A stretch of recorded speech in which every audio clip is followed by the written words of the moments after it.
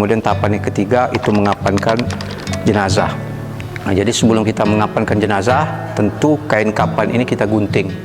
Jadi kain kapan ini tadi sudah kita sampaikan juga keperluannya untuk kain kapan, untuk buat suginya, kemudian untuk buat sarung tangannya, kemudian juga untuk buat kain ikatan kain kapan itu dan lain-lain sebagainya. Baik, kita awali dulu ya bagaimana tata cara ya menggunting kain kapan.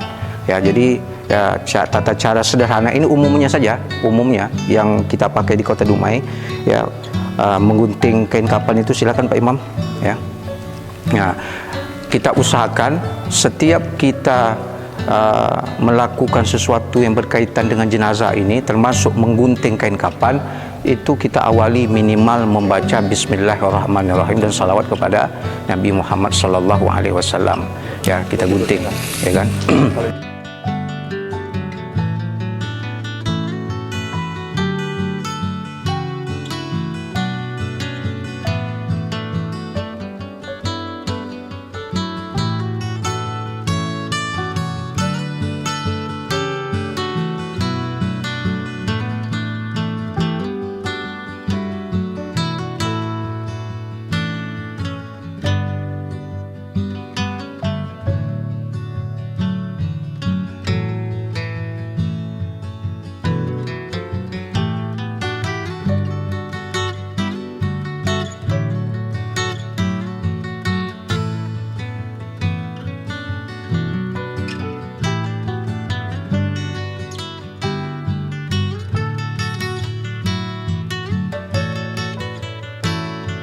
Kapan ini ya kan memang ada beberapa metode, tapi untuk yang lebih praktis yang berlaku untuk umum, silakan saja. Memang ada beberapa teknik cara mengunting kain kapan. Dari sebelah kanan kita gunting, saya berikan contoh, ini kan sudah digunting nih, kita gunting sebelah kanan ya, kemudian kita tarik sampai ke ujung, nanti sebelah sini gitu juga ya. Ini cara yang praktis.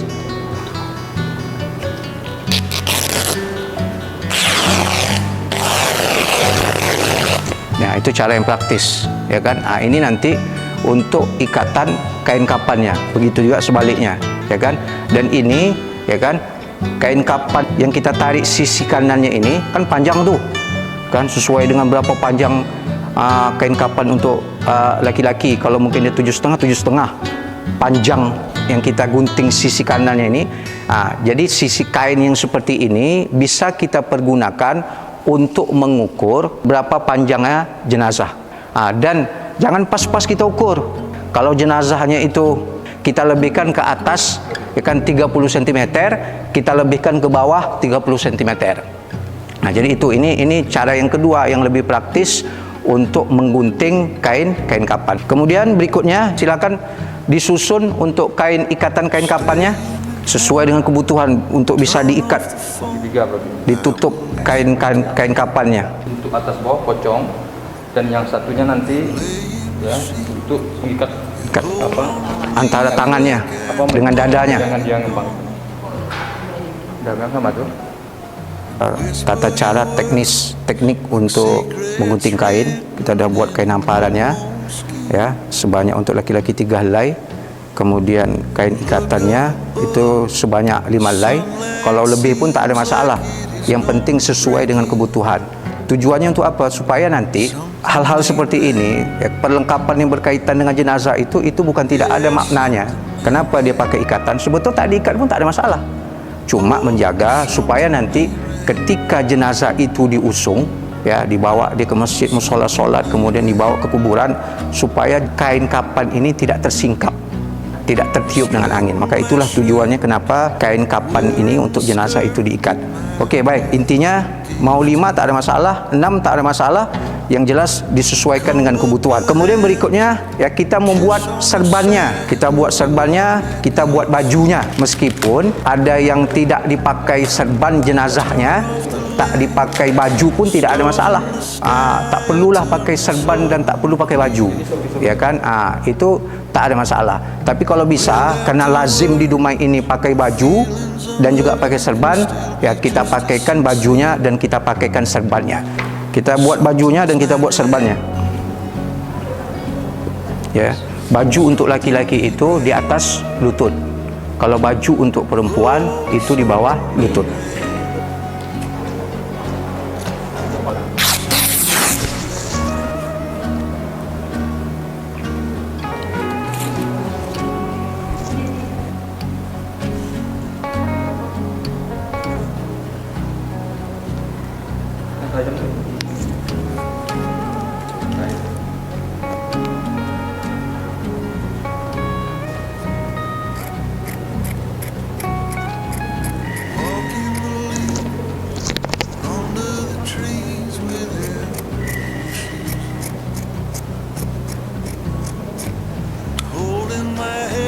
Jom.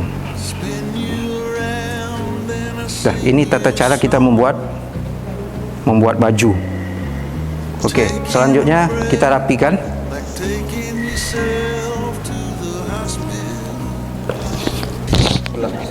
Belah.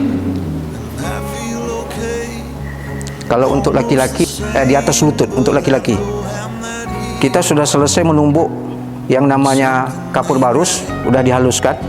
Ya, tadi sudah kita sampaikan kapur barus ini tujuannya untuk kita taburkan di setiap lapisan kain kapan. Ya, nanti beserta wangi-wangian, kapas juga begitu. Ya.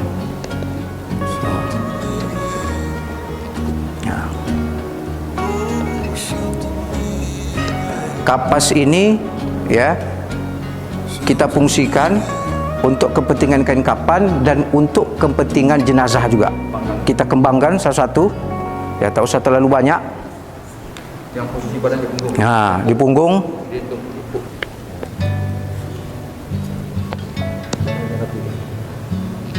Dah. Kita buat ya, tata cara ya, membuat kain sarung tangan dan juga kain sugi untuk istinja jenazah. Sarung tangan ini kepentingannya untuk mengistinjakan jenazah ya dari berbagai macam kotoran ya, baik yang ada di lubang duburnya, lubang kemaluannya, itu dibersihkan ya. Kalau seandainya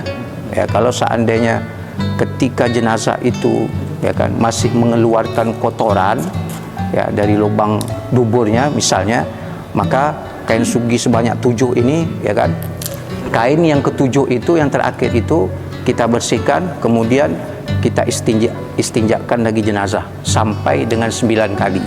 Kalau seandainya ke-9 kali jenazah itu juga masih mengeluarkan kotoran, maka cukup saja jenazah itu ya lubang duburnya ataupun kemaluannya yang mengeluarkan darah ataupun ditutup dengan kain kapas. Ditutup dengan kapas ya kan. Kalau juga keluar itu tidak ada masalah. Fungsi daripada sugi ya untuk membersihkan beberapa bagian tubuhnya. Salah satunya ya, kita bersihkan kelopak matanya, kemudian hidungnya, lubang hidungnya secara perlahan-lahan, kemudian giginya juga, kemudian kuku tangannya, kemudian kuku kakinya, pusatnya, kemudian celah-celah jarinya dan juga celah-celah jari kakinya. Nah, itu fungsi daripada kain sugi itu sendiri. Telinga juga ya kan. Kalau misalnya ada cotton bud, pakai cotton bud. Kalau tak mau pakai cotton bud, pakai kain sugi ini pun tidak ada masalah. Ya, ada sebagian orang juga kadang-kadang dia menggunakan kain sugi ini diikat, ya kan? Diikat dengan tali kecil ini, diikat tak ada masalah. Tak diikat pun tidak juga masalah. Itu bukan kewajiban. Hasilnya ini kapur barusnya yang sudah ditumbuk ya. Kapur barus ini untuk kepentingan kain kapan, untuk kepentingan dimandikan juga. Sugi, kemudian sarung tangan ini untuk kepentingan ketika jenazah ini dimandikan. Dah, sebelum nanti ini kita gulung ya, nanti kita tabur ya kan, yang namanya kita oles yang namanya parfum di masing-masing kain hamparan ini ya. Kalau bisa parfum yang kita punya itu kita habiskan saja, jangan disisakan, dihabiskan saja karena itu untuk kepentingan jenazah. Baik, ini sudah selesai, tinggal ya, jenazah kita masukkan saja ya, untuk siap-siap kita kapankan. Ini jenazah ini sudah selesai kita mandikan ya kan, kain kapan sudah kita hamparkan, kemudian jenazah sudah kita bersihkan, kita mandikan. Selesai proses pemandian, jangan lupa dijaga aurat jenazah ya kan. sedapat mungkin jangan sampai aurat jenazah itu ya kelihatan oleh yang lainnya. Tata cara mengapankan itu sebetulnya ada dua sederhana. Boleh kita langsung mengapankan jenazah seperti ini, boleh ditarik sekaligus tak apa-apa, ya kan, boleh, tak ada masalah, ya kan, digulung-gulung, ya kan, ataupun boleh nanti dengan sistem satu persatu dari atas dulu, kemudian kita masukkan ke celah, kemudian nanti yang dari sebelah sana kita masukkan ke celah. Nah, yang kedua begitu juga. Nanti ketika bagaimana tata cara kita mengeluarkan kain ini kan basah nih, ya kan? Ketika kain kapan yang kedua udah kita tutup nih, kita keluarkan secara perlahan-lahan. Ya, itu tata cara mudah ya untuk mengeluarkan kain penutup aurat ya jenazah. Mungkin bisa kita mulai bajunya dulu. Tak apa-apa dinampakkan, ya kan? Kalau sekedar dadanya aja tak ada masalah. Oke, dulu Pak Kono. Tangannya, kalau seandainya tangan itu diikat lebih. Jadi kata kali ini. Dan kakinya. Kakinya kalau seandainya dibutuhkan untuk diikat silakan. Ya kan, diikat. Ini diikat supaya ya. Ini supaya nanti yang dibuka kain ikatan kapannya. Enggak.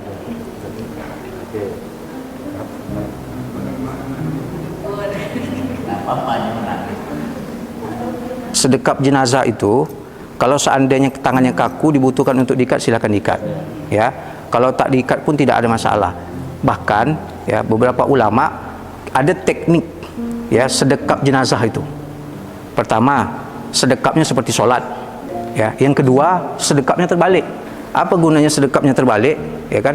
Kalau sedekapnya seperti sholat, ini sebagian ulama mengatakan kalau nanti dia dimakamkan, dimasukkan ke dalam liang lahat, dia kan menghadap ke kiblat, ya, menghadap ke kiblat.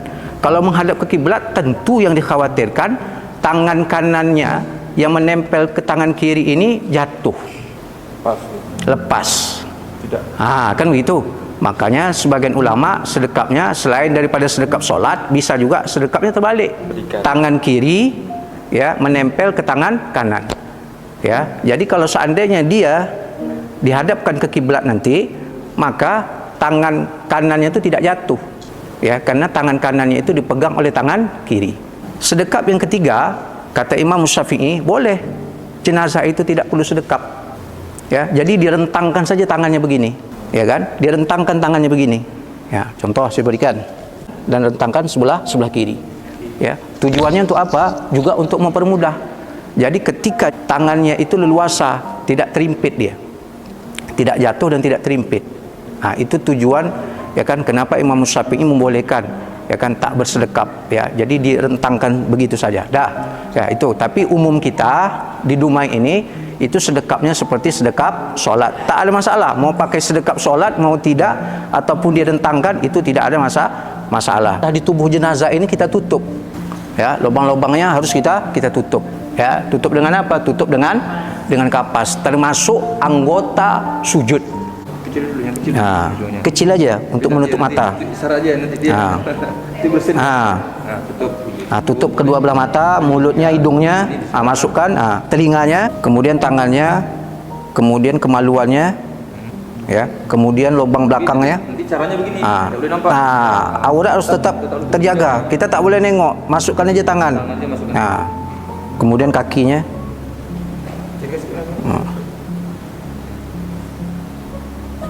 Udah.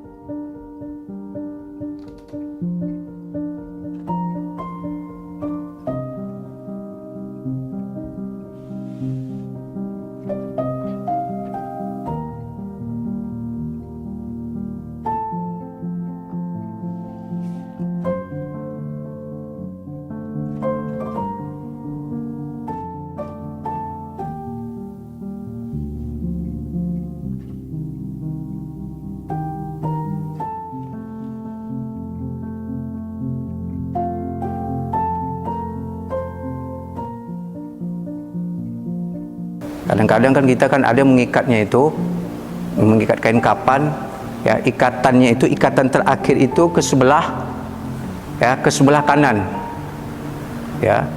Karena kenapa? Itu nanti berpengaruh. Kalau di sebelah kanan kita mengikatnya kainnya itu, nanti ketika mayat itu dimasuk ke liang lahat, yang tukang gali kubur itu nak membuka susah,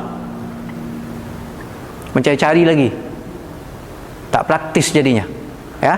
Jadi caranya ya kita mengikat ikatan terakhir itu, ya dililit ikatan terakhir itu sebelah kiri.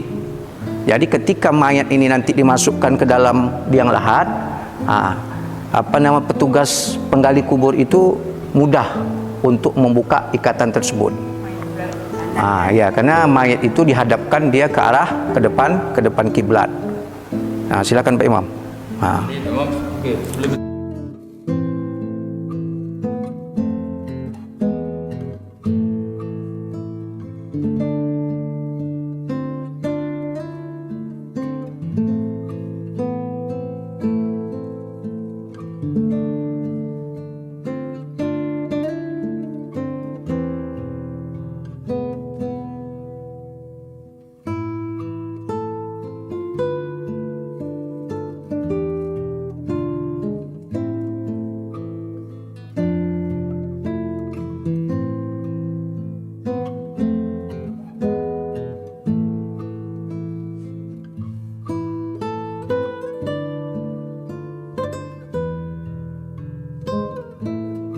Sebelum kita tutup semuanya, sudah kita persilakan siapa yang mau melihat untuk terakhir kali silakan, mau mencium silakan, tak ada masalah. Tapi ini perlu kita luruskan ya kepada masyarakat Kota Dumai. Ada sebagian pemahaman, kadang-kadang ada orang yang mengatakan yang mau melihat terakhir kali si mayit silakan.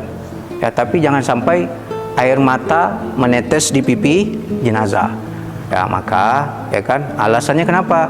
Alasan orang yang mengatakan seperti itu, nanti ya jenazah itu bisa tersiksa. Yang sebenarnya yang tak boleh itu adalah an-niyahah, itu adalah meratap. Tapi kalau misalnya ya kan menangis ketika dia tengok wajah ayah terakhir kali, kemudian dia cium, menangis kan? Nangis itu kan fitrah. Nabi Muhammad saja punya seorang anak yang nama Ibrahim, masih bayi, itu meninggal, nangis, fitrah itu. Jadi tak bisa kita larang orang untuk menangis, apalagi ketika mendapat musibah. Yang tak boleh itu ahli waris an-niyahah, ya meratap, ya kan, kemudian menggaruk-garuk muka, rambut, menjerit-jerit, meraung-raung di depan jenazah. Itu yang tidak dibolehkan, haram hukumnya. Jadi ini perlu juga kita luruskan ya, supaya tidak ada lagi pemahaman bahwasanya kalau anaknya mencium, menetes air matanya ke muka ayahnya, ke muka ibunya yang sudah meninggal dunia, itu sebagai sebab nanti jenazah itu ya kan disiksa oleh Allah. Itu pemahaman yang perlu kita luruskan. Jadi seperti itu ya. Ini sudah selesai untuk tahapan mengapankan jenazah ya kan, untuk tahapan mensolatkan, kemudian menguburkan, akan kita lanjutkan pada pertemuan berikutnya. Mungkin itu saja kan, mudah-mudahan ada manfaat bagi kita semuanya, dan mudah-mudahan ini bisa, tutorial ini bisa menjadi pedoman ya. Tadi sudah kita katakan pedoman ya bagi masyarakat Islam yang ada di Kota Dumai ya, wabil khusus untuk generasi muda kita, supaya generasi muda kita nanti ada pengganti. Makanya kita taja seperti ini ya, pemerintah Kota Dumai bekerja sama dengan MUI mentaja seperti ini supaya ada regenerasi-generasi berikutnya. Karena rata-rata petugas penyelenggara fardu kifayah itu rata-rata mereka sudah berusia ya, maka perlu yang namanya regenerasi, terutama sekali yang menjadi perhatian kita ya, masyarakat yang ada di pelosok-pelosok Kota Dumai. Mungkin itu saja.